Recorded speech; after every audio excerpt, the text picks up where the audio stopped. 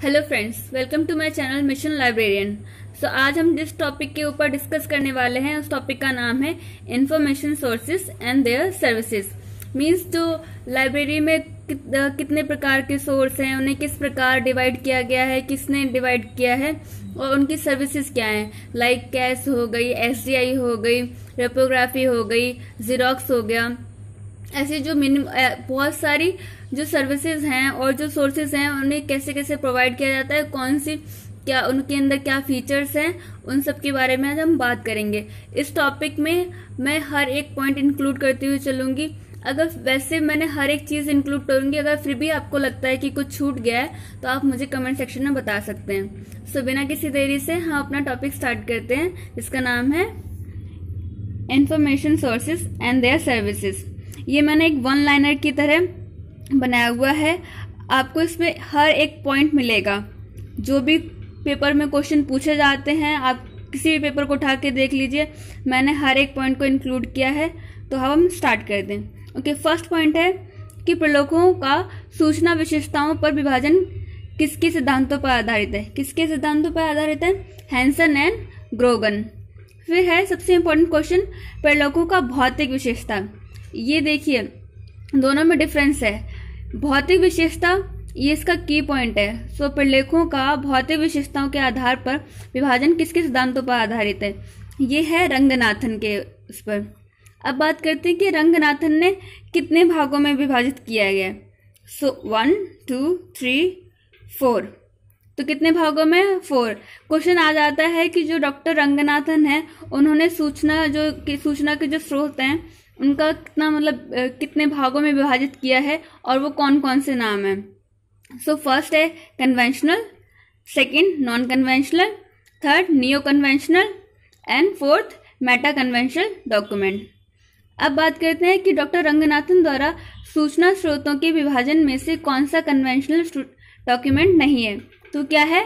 Standard, जो कि conventional document नहीं है। क्वेश्चन ऐसे पूछ लेते हैं, कोई भी आपको एक डॉक्यूमेंट स्टैंडर्ड दे देंगे या थीसिस दे देंगे और पूछ लेंगे कि ये न्यू है या नॉन कन्वेंशनल है, कन्वेंशनल है या मेटा कन्वेंशनल डॉक्यूमेंट है, तो उसके ऊपर क्वेश्चन आ जाता है। नेक्स्ट हम बात करते हैं कि डॉक्टर रंगनाथन द्वारा सूचना स्रोतों के विभाजन में से नियो कन्वेंशनल क्या है। तो नियो कन्वेंशनल क्या है? स्टैंडर्ड। नेक्स्ट हम 6 पॉइंट की बात करते हैं, प्रलेखों को प्राथमिक द्वितीय प्रलेख में किसके द्वारा विभाजित किया गया है। हैंसन ने क्या है? प्राइमरी एंड सेकेंडरी में डॉक्यूमेंट्स को डिवाइड किया है। ओके, अब है कि जो सूचना हस्तांतरण का शब्द है वो किसने प्रयोग किया। तो वो है बीजमैन। ये इंपॉर्टेंट क्वेश्चन है, इसलिए मैंने इसे बीच में इंक्लूड किया है। मैं आपको बताती चल रही हूँ कि मैंने एक भी पॉइंट नहीं छोड़ा है। अब हम 7th की बात करते हैं, प्रलेखों को प्राथमिक द्वितीय एवं तृतीय मीन्स जो डॉक्यूमेंट्स हैं उनको प्राइमरी, सेकेंडरी एंड टर्शरी 3 भागों में किसने विभाजित किया है? वो है ग्रोगन ने किया है। अब नेक्स्ट बात करते हैं 8th पॉइंट, ऐसे प्रलेख जो नवीन ज्ञान को प्रदर्शित करता है, यानी इसमें प्रकाशित सूचना पूर्व प्रकाशित नहीं हुई रहती है, तो उन्हें हम क्या बोलते हैं? Primary document. मीन्स जो सबसे पहली बार प्रकाशित हुई है वो बिल्कुल सबसे फ्रेश है, उसे क्या बोलेंगे हम? प्राथमिक प्रलेख। और दूसरी इंग्लिश में क्या बोलेंगे? Primary document. ये कौन कौन से हो गए? Thesis, standard, conference proceeding and patent. ये सब क्या है? ये बिल्कुल फ्रेश होती हैं, इनको पहले से नहीं होता है इनको कुछ भी, ये फर्स्ट टाइम जनरेट की जाती हैं। प्राइमरी मतलब फर्स्ट, आप इससे समझ सकते हो। ठीक है, अब बात करते हैं 9th पॉइंट की, कौन सा सूचना स्रोत प्राथमिक स्रोत का हिस्सा नहीं है। इंसाइक्लोपीडिया। इंसाइक्लोपीडिया क्या है? वो प्राइमरी डॉक्यूमेंट नहीं है। अब बात करते हैं, अब देखिए इसमें ग्रोगन के आधार पे 3 भागों में डिवाइड किया गया था डॉक्यूमेंट को, primary, secondary and tertiary. Primary क्या है? Thesis, standard, conference proceeding, patent, literature, research monograph, research report. Secondary क्या है? Treatise, indexes, bibliography, dictionary, monograph, abstract, encyclopaedias, handbook, text book and periodicals. Tertiary document कौन कौन से हैं? Directory, yearbook, bibliography और bibliography. Bibliography देखिए सेकेंडरी है, लेकिन बिब्लियोग्राफी और बिब्लियोग्राफीज तो वो क्या है? टर्शरी। और गाइड टू लिटरेचर ये भी क्या है, टर्शरी डॉक्यूमेंट। ओके, अब आगे बात करते हैं। ओके, नेक्स्ट हमारा 10 पॉइंट है प्राथमिक सूचना स्रोत जिसमें किसी विषय में संबंधित नवीन शोध, पॉइंट याद रखिएगा, नवीन शोध और ज्ञान एक निश्चित अवधि में क्रमिक रूप में प्रकाशित होता है। क्या कहलाता है, सामयिक प्रकाशन, मीन्स करंट पब्लिकेशन। अब 11 पॉइंट की बात करते हैं, एकस्व। एकस्व सरकार, शासन और किसी वस्तु के अनुसंधानकर्ता, आविष्कर्ता के मध्य हुए समझौते का प्रमाण पत्र होता है, मीन्स पेटेंट। पेटेंट क्या होता है कि जिसने ये रिसर्च करके जिसने बनाया है, कोई भी वस्तु बनाई है, उसकी और सरकार के बीच में एक एग्रीमेंट की तरह होता है। वो समझौते का जो प्रमाण पत्र है, एग्रीमेंट पे जिस पे साइन किए जाते हैं, तो वो क्या कहलाएगा, पेटेंट कहलाएगा। किसके किसके बीच में होगा, एक पहला जो जनरेट करेगा एंड सेकंड सरकार। अब 12th बात करते हैं कि भारत में जो पेटेंट प्रदान करने वाला कार्यालय है वो कहाँ पे है, वो है नागपुर। ओके, अब 3rd बात करते हैं, डाटाबेस के 2 प्रकार होते हैं। डाटाबेस के 2 प्रकार कौन कौन से होते हैं, एक होता है संदर्भ डाटाबेस एंड स्रोत डाटाबेस। संदर्भ डाटाबेस मीन्स रेफरेंस डाटाबेस, स्रोत मतलब सोर्स डाटाबेस। अब 14 पॉइंट की बात करते हैं, पाठक को पुस्तक में संपर्क स्थापित करने हेतु की जाने वाली सेवा कौन सी है, मीन्स जो रीडर है, रीडर एंड बुक के बीच में जो कम्युनिकेशन है वो कौन स्थापित करता है, वो करती है संदर्भ सेवा। अब बात करते हैं व्यक्तिगत सेवा के माध्यम से उपयुक्त पाठक तथा पुस्तक के बीच में उपयुक्त समय पर संपर्क स्थापित कराना संदर्भ सेवा है। ये किसने दिया है कथन, रंगनाथन ने। इसका मतलब क्या हुआ कि कोई भी अगर बुक है, कोई भी नई चीज आई है, नई इन्फॉर्मेशन आई है और वो हमें अपने रीडर्स तक मतलब पहुंचानी है, तो वो क्या हो गया, रीडर को अभी पता नहीं है, तो रीडर और उस बुक के बीच में जो कम्युनिकेशन है, जो संपर्क होता है, जो उसके थ्रू वो कनेक्ट कर सके, तो वो क्या कहलाती है, संदर्भ सेवा, मतलब रेफरेंस सर्विस। तो ये किसने कथन दिया है, रंगनाथन ने। अब हम 16 पॉइंट की बात करते हैं। डॉक्टर रंगनाथन ने कार्य और उद्देश्यों के आधार पर संदर्भ सेवा को 2 भागों में विभाजित किया है। यह 2 प्रकार हैं, पहला है त्वरित संदर्भ सेवा और दूसरा है विस्तृत संदर्भ सेवा। मतलब एक त्वरित मतलब short range reference service and विस्तृत मतलब लॉन्ग रेंज रेफरेंस सर्विसेज। अब बात करते हैं 17। त्वरित संदर्भ सेवा के सूचना सेवाओं को पाठकों के समस्या का समाधान प्राय प्रदान किया जाता है। किससे किया जाता है, जो शॉर्ट रेंज सर्विस है वो पाठकों की मतलब जो रीडर्स की जो प्रॉब्लम्स हैं उनको कैसे समाधान प्राप्त उनको दिया जाता है, कैसे दिया जाता है, संदर्भ ग्रंथों से। अब बात कर लेते हैं कि संदर्भ ग्रंथ आखिर हैं कौन कौन से। तो ये है विश्वकोश, शब्दकोश, गजेटियर एंड पत्रिका। विश्वकोश शब्दकोश मतलब डिक्शनरी, विश्वकोश मतलब इंसाइक्लोपीडियाज। ओके, अब बात करते हैं 19 पॉइंट की, जो डॉक्यूमेंटेशन शब्द का सर्वप्रथम कब और किसने किया, जो प्रयोग है किसने किया था, ये किया था पॉल ऑटलेट ने। कब किया गया था, 1934 में, लेकिन अब इसे कन्वर्ट होकर इसका नाम क्या है, ट्रेड दे डॉक्यूमेंटेशन। अब बात करते हैं 20। एस.सी. ब्रैडफोर्ड जिसकी पुस्तक डॉक्यूमेंटेशन किस वर्ष प्रकाशित हुई, तो ये कब हुई थी, 1948 में। यहाँ पे क्वेश्चन बहुत ही कंफ्यूजन वाला हो जाता है कि डॉक्यूमेंटेशन बुक जो लिखी है वो तो एस.सी. ब्रैडफोर्ड ने लिखी है, लेकिन इसका जो फर्स्ट टाइम जो इस वर्ड का यूज किया गया था वो किसने किया था, पॉल ऑटलेट ने किया था। कब किया गया था, 1934 में। अब बात करते हैं, ये सबसे इम्पोर्टेंट है, लोग रेफरेंस सर्विस और रेफरल सर्विस में बहुत ही कंफ्यूज होते हैं। सो मैं यहाँ पे बहुत ही क्लियरली बताती हुई चलती हूँ, आप ध्यान से पढ़िएगा। प्रश्नकर्ता या उपयोगकर्ताओं का संबंध ग्रंथालयों में संग्रहित पाठ्य सामग्री से ना कराकर विज्ञानियों, विशेषज्ञों तथा संस्थाओं से संपर्क स्थापित कराने मात्र को रेफर किया जाता है। तो इसे क्या बोलेंगे, रेफरल सर्विसेज। मीन्स क्या है कि डायरेक्ट जो रीडर की जो नीड है उसे डायरेक्ट बुक से ना कंसल्ट करवा के उसे किसी विशेषज्ञ, किसी मतलब रिसर्चर या कोई टीचर या उससे रिलेटेड कोई भी प्रोफेसर है, उससे मतलब कि उसे रेफर किया जाता है कि आप उनसे कंसल्ट कीजिए, तो दैट इज रेफरल सर्विस। अब 21 पॉइंट, वो ऐसे पहले विद्वान जिसमें प्रलेखन और उसके पुस्तकालय सेवाओं के संबंध का अध्ययन किया, तो वो कौन थे? एस.सी. ब्रैडफोर्ड। अभी मैंने आपको बताया एस.सी. ब्रैडफोर्ड ने कौन सी बुक लिखी है? डॉक्यूमेंटेशन। इनको नोबेल शांति का पुरस्कार पाने वाले विद्वान थे। ठीक है, किस किस को नोबेल पुरस्कार मिला है मैं इसके साथ बताते चलती हूँ। जो पॉल एटलेट हैं उनको भी नोबेल पुरस्कार मिल चुका है शांति के लिए, और ये एस.सी. ब्रैडफोर्ड को भी नोबेल पुरस्कार मिला है। अब 22 पॉइंट, इनमें से कौन जागरूक सेवा के अंतर्गत आते हैं? सो जागरूक सेवा के अंदर कौन आते हैं? एक तो कैश मतलब करंट अफेयर सर्विसेज, एंड एक है एसडीआई सिलेक्टिव डिसेमिनेशन सर्विसेज। ठीक है, अब बात करते हैं 23 की, पुस्तकालय और सूचना केंद्रों द्वारा प्रदान किए जाने वाले किस सेवा द्वारा पाठक को नवीनतम सूचनाओं के संपर्क कराया जाता है? मतलब कि जो पुस्तकालय हैं और जो सूचना केंद्र हैं उनके बारे में जो भी कोई भी न्यू इन्फॉर्मेशन आती है वो रीडर तक कैसे पहुंचाई जाएगी, तो जो संपर्क कराया जाता है उसे क्या बोलते हैं? वो बोलते हैं सामयिक अभिगत सेवा, मतलब कैश मतलब करंट अफेयर इंफॉर्मेशन जो प्रोवाइड की जाती है। ओके, अब बात करते हैं 24, कैश का प्रकार नहीं है। कैश का प्रकार क्या नहीं है? प्रलेख database means document database.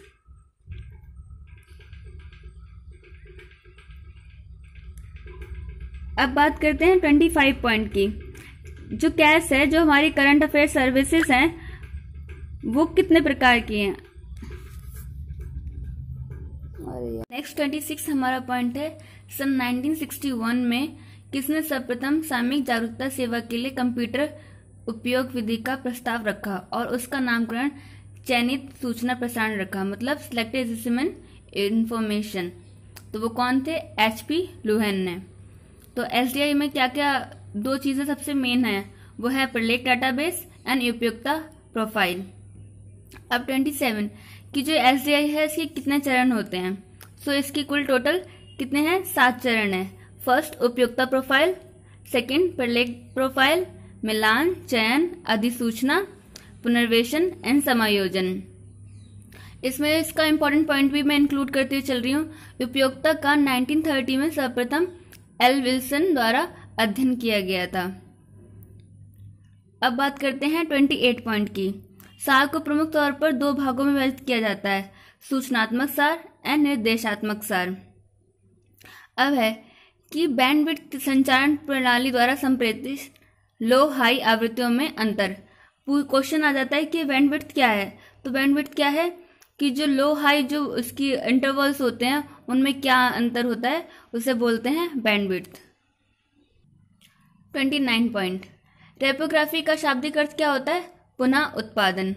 30 point है, किसी उत्तम सारांश में किन विशेषताओं का समावेश होना चाहिए? सो किनका होना चाहिए? संक्षिप्तता, शुद्धता, स्पष्टता, एकरूपता, विश्वसनीयता एंड प्रामाणिकता। तो ये सब एक एब्स्ट्रैक्ट में, एक सारांश में ये सारी चीजें होनी चाहिए। अब 31 पॉइंट है, कुछ विधियां हैं जिसकी सहायता से प्रलेख की दूसरी प्रति तैयार की जाती है। प्रति मीन्स कॉपी तैयार की जाती है, तो वो क्या है? इलेक्ट्रोग्राफी, डायजोग्राफी, थर्मोग्राफी एंड फोटोकॉपी। अब बात 32 पॉइंट की बात करेंगे कि ट्रांसलेशन सर्विस क्या है। ट्रांसलेशन सर्विस का मतलब है जो कि क्या काम है उसका, जो हमारी सोर्स लैंग्वेज है उसका एम लैंग्वेज में कन्वर्जन करना ही ट्रांसलेशन सर्विस कहलाता है। ठीक है, अब बात करते हैं 33 पॉइंट की। जो डिक्शनरी है उसका उत्पत्ति वर्ड मतलब कि वो कहाँ से, उसका ओरिजिन वर्ड क्या है? डिक्टोनियम। इसका मतलब होता है a collection of word and phrases. अब बात करते हैं 34 पॉइंट की कि साधारणतः शब्दकोश कितने टाइप में विभाजित होते हैं। तो फर्स्ट है जनरल डिक्शनरी और या स्पेशल डिक्शनरी, फिर आ जाता है subject dictionary and bilingual dictionary. अब बात करते हैं 35 पॉइंट की कि जो ऑक्सफोर्ड डिक्शनरी है वो क्या है? ऑक्सफोर्ड डिक्शनरी प्रोनाउंसिंग वो क्या है? एक स्पेशल डिक्शनरी है। क्योंकि ऑक्सफोर्ड डिक्शनरी होती तो वो जनरल डिक्शनरी हो जाती, बट ये प्रोनाउंसिंग इसमें है कि ये स्पेशल इसके लिए है, तो इसलिए क्या कौन सी कैटेगरी में आ जाएगी, स्पेशल डिक्शनरी की कैटेगरी में आ जाएगी। अब बात करते हैं 36 पॉइंट की, जो मैग्रो हिल डिक्शनरी ऑफ मॉडर्न इकोनॉमिक्स है, तो वो किस चीज़ के अंडर आ जाएगी, सब्जेक्ट डिक्शनरी के अंदर। डिक्शनरी निर्माण करने वाले को क्या कहा जाता है, लेक्सिग्राफर। 38 पॉइंट, इंसाइक्लोपीडिया अमेरिकाना किस तरह का शब्दकोश है, तो ये क्या है, एक सामान्य शब्दकोश है। सामान्य शब्दकोश मतलब dictionary. 31, encyclopedia of library and information science, ये क्या है, स्पेशल डिक्शनरी है। 40 पॉइंट, इंसाइक्लोपीडिया अमेरिकाना सबसे पहले इसे कब पब्लिश किया गया था, 1833 में। इसका पीरियड है 1827 टू 1833। 41 पॉइंट, इंसाइक्लोपीडिया अमेरिकाना का ऑनलाइन प्रकाशन कब हुआ था, 1997 में।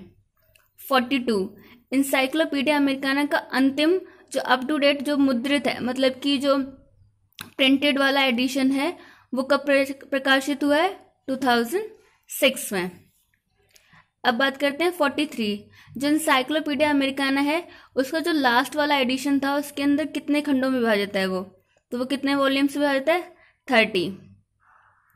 फिर है कि new encyclopedia of Britannica scholars edition किसे बोलते हैं, जो उसका 19th एडिशन है ब्रिटानिका का, न्यू इंसाइक्लोपीडिया ब्रिटानिका का, उसे स्कॉलर्स एडिशन बोलते हैं। अब 44 पॉइंट, इंसाइक्लोपीडिया ऑफ ब्रिटानिका के सारे पॉइंट मैंने एक साथ ही इंक्लूड किए हैं, इसमें हर एक पॉइंट मिलेगा आपको। इंसाइक्लोपीडिया ब्रिटानिका का प्रकाशन वर्ष प्रथम, तो वो क्या है, 1771। प्रथम प्रकाशन कितने खंडों में हुआ, 3 खंडों में। प्रथम प्रकाशन किस प्रकाशक द्वारा हुआ, तो ये हुआ था Andrew will Archid and constable and Colin के द्वारा। फिर है कि सबसे जो अप टू डेट वाला जो संस्करण है वो कौन सा है, 15वां। इसका सबसे लास्ट एडिशन कौन सा था, कितने खंडों में विभाजित था, 32 में। जो सबसे लास्ट संस्करण था वो कब प्रकाशित हुआ, 2010 में। सबसे लास्ट वाले संस्करण में एडिशन में कितने भागों में प्रकाशित किया गया था, 3 भागों में। जो अंतिम संस्करण है उसके भाग कौन कौन से हैं, वो 3, तो वो कौन कौन से हैं, 3, माइक्रोपीडिया, मैक्रोपीडिया एंड प्रोपोपीडिया। अब है कि कौन सा भाग त्वरित संदर्भ की सेवा में कार्य करता है। अभी हमने पढ़ा है कि 3 भाग हैं, 3 भाग कौन कौन से, माइक्रो, मैक्रो एंड प्रोपोपीडिया। अब इसका यूज कहाँ कहाँ किया जाता है, अगर बात हम करेंगे त्वरित संदर्भ सेवा मतलब कि शॉर्ट रेंज रेफरेंस सर्विस में, तो वो कौन सा काम करेगा, माइक्रोपीडिया। अगर हम किसी पे लॉन्ग रेंज सर्विस या किसी पे बहुत बड़ा मतलब डेप्थ में हम किसी चीज़ के ऊपर राइटिंग दे रहे हैं या कुछ लेख लिख रहे हैं, तो वो किस में आ जाएगा, मैक्रोपीडिया में। और कौन से भाग में ज्ञान की रूपरेखा का वर्णन होता है, तो वो क्या आ जाएगा, प्रोपोपीडिया। अब 45 पॉइंट, ग्रंथ सूची को किस प्रकार बांटा जा सकता है, तो ग्रंथ सूची को, बिब्लियोग्राफी को कितने प्रकार में बांटा जाता है, राष्ट्रीय, विषय एंड व्यापारिक ग्रंथ सूची, मतलब national bibliography, subject bibliography and state bibliography. अब 46 पॉइंट है कि जो ब्रिटिश नेशनल बिब्लियोग्राफी है उसका संस्करण प्रकाशन कब किया गया था, तो ये 1950 में किया गया था। इसमें जो प्रणाली यूज की जाती है वो है DDC, जो कि प्रेसिस द्वारा है। अब जो BNB है, ब्रिटिश नेशनल बिब्लियोग्राफी का जो इलेक्ट्रॉनिक स्वरूप है वो कब प्रकाशित हुआ था, 2003 में। 48 पॉइंट, BNB किस प्रकार की ग्रंथ सूची का उदाहरण है, तो जो ब्रिटिश की जो नेशनल बिब्लियोग्राफी है वो एक नेशनल बिब्लियोग्राफी है। 49 पॉइंट, इंडियन बुक प्रिंट्स किस प्रकार की ग्रंथ सूची है, तो ये एक ट्रेड बिब्लियोग्राफी है, मतलब व्यापारिक ग्रंथ सूची। अब हम कुछ points Indian bibliography, national bibliography के बारे में कर लेते हैं। INB का प्रकाशन वर्ष क्या है, 1958। प्रकाशन की आवृत्ति क्या है, मासिक। और इसका जो कंप्यूटराइज्ड जो प्रकाशन हुआ था स्वरूप, वो कब हुआ था, 2002 में। और इसका प्रकाशन किसके द्वारा किया जाता है, CRL द्वारा, मतलब केंद्रीय संदर्भ पुस्तकालय, जो कि कहाँ पे है, स्थित कोलकाता में। प्रकाशन कितने भाषाओं में किया जाता है, 14 भाषाओं में। सूचियों का व्यवस्थान किया जाता है वर्गीकृत विस्थापन द्वारा। विस्थापन हेतु किस वर्गीकरण पद्धति का प्रयोग किया जाता है, तो DDC का प्रयोग किया जाता है। इंडेक्स कितने भागों में विभक्त है? 3, classified part, subject index and author index. अब हम इन कुछ चीज़ों के बारे में बात कर लेंगे। जो साउथ इंडिया अ ट्रेवल गाइड किस तरह का उदाहरण है? तो ये क्या है? ज्योग्राफिकल सोर्स है, मतलब भौगोलिक स्रोत है। विश्वकोश के पूरक का प्रकाशन किस रूप में किया जाता है? तो वार्षिकी के रूप में जाता है, मतलब ईयर बुक के रूप में किया जाता है। 53 पॉइंट, जो यूरोपा ईयर बुक है वो किस चीज़ का उदाहरण है? तो वो एक ईयर बुक का उदाहरण है। अब डिफरेंस क्या होता है ईयर बुक में और पंचांग में, मतलब वार्षिकी में और पंचांग में? जो वार्षिकी होती है उसमें पिछले वर्ष की घटनाओं का वर्णनात्मक और सांख्यिकीय विश्लेषण होता है। वर्णनात्मक और सांख्यिकीय मतलब डिस्क्रिप्टिव एंड स्टैटिस्टिकल। जो पंचांग होता है, पंचांग में क्या होता है? पूर्वव्यापी घटनाओं का संकलन होता है, लाइक एस्ट्रोनॉमिकल कहते हैं। 55 पॉइंट की, इंडिया हू का प्रकाशन कौन करता है? इन्फा पब्लिकेशन। इसका प्रथम प्रकाशन वर्ष क्या है? मतलब सबसे फर्स्ट टाइम जब ये स्टार्ट की थी तो ये की गई थी 1969 में। प्रकाशन कहाँ से किया जाता है? न्यू दिल्ली से। अब है अमेरिका का हू प्रकाशन कौन करता है? Marxist publication. किस वर्ष किया गया? 1899 में। कहाँ से प्रकाशन होता है?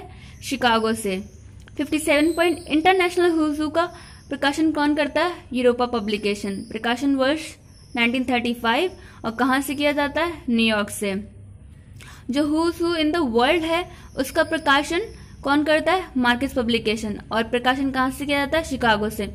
यहाँ से एक पॉइंट याद रखने वाली चीज़ है कि जो अमेरिका है और जो वर्ल्ड का है, दोनों का जो प्रकाशन है सेम पब्लिकेशन करता है, मार्किस पब्लिकेशन। और कहाँ से किया जाता है? शिकागो से। इसके ऊपर क्वेश्चन पूछ लेते हैं, आपको इंटरनेशनल हू दे देंगे, पूछ लेंगे इंटरनेशनल हू का प्रकाशन कौन करता है या कहाँ से किया जाता है। तो ऐसे किसी इन सभी में से, इन 4 पॉइंटों में से आपका क्वेश्चन बन के आ जाता है। इससे बाहर नहीं पूछेंगे इस चीज़ के ऊपर, हू के ऊपर। ओके, लास्ट में 2 पॉइंट्स और मैंने इंक्लूड किए हैं, ये बहुत ही इंपॉर्टेंट है, ये क्वेश्चन आए हुए हैं। So what type of information survey product or trend reports? Means जो ट्रेंड रिपोर्ट है वो किस तरह की सर्विस है? तो ये है एवोल्यूशन टाइप। अब नेक्स्ट है कि user require almost all relevant literature on a subject, such approach is called exhaustive approach. I hope आपको ये वीडियो अच्छी लगी होगी, आपके जितने भी डाउट्स हैं वो क्लियर हो गए होंगे। मैंने ऑलमोस्ट इस टॉपिक से ऑलमोस्ट सारे के सारे पॉइंट्स इंक्लूड किए हैं एज अ वन लाइनर, ताकि आपको ईजिली रिमेंबर हो जाए या ईजिली आपको समझ में आ जाए। और आई होप आपको सब कुछ अच्छा लगा होगा। अगर फिर भी आपको कुछ कहीं कमी लगती है, आपको लगता है कोई पॉइंट छूट गया, so please let me know. Thank you so much, बने रहिए मेरे साथ। मिलते हैं नेक्स्ट वीडियो में, तब तक अपना ध्यान रखिए। Take care, bye bye.